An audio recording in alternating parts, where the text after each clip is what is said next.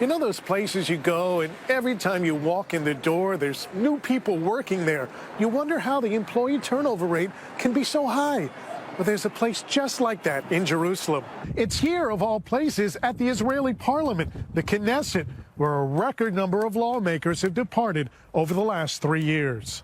Since the last elections 3 years ago, 20% of the members of parliament have left.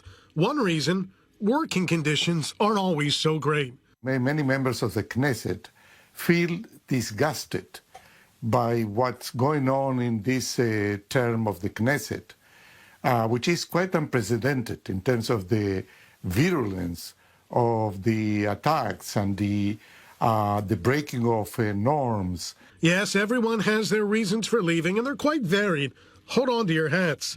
Ilan Shohat chose not to enter the Knesset at all on behalf of the Israel Beitenu party after being elected. But he doesn't even count. The Likud party's Danny Danon got sent to the UN to be Israel's ambassador. Jewish Home Party head Naftali Bennett used a so-called Norwegian law to remain a minister but resigned his Knesset seat in order to clear a path for a fellow party member to join the parliament. Less than 2 months later, Jewish Home's Yanan Magal resigned under allegations of sexual harassment, and his replacement, Avi Wartzman, left after just 3 days, forcing Bennett back into the Knesset. Danny Attar was elected head of the Jewish National Fund. Sivan Shalom departed in a sexual harassment scandal. Deputy Interior Minister Meshulam Nahari used the Norwegian law as well, but his replacement, Yigal Gweta, resigned after revealing he attended a same-sex wedding, a no-no for his ultra-Orthodox party. The man who took his seat, Danny Saida, lasted 1 day, 3 hours, and 35 minutes before Nahari resigned his deputy minister position and re-entered the Knesset. Basil Gatis was jailed for giving notes and cell phones to terrorists in prison.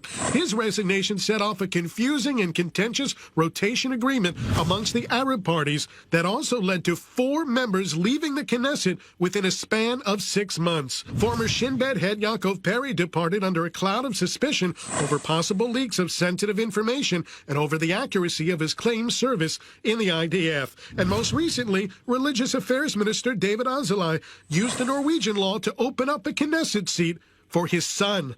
The question nowadays isn't whether to run for a Knesset seat, but whether it's better to run away from one. Absolutely. I mean, I don't stop smiling, and particularly given that what has been happening in the last few months, that's very sad. I mean, the fact that I'm telling you that I'm happy because I left. So if you happen to take a trip to the Knesset and notice all those empty seats, just think that one day you could be sitting there. As far as the next day, who knows? Mike Wagenheim, I-24 News.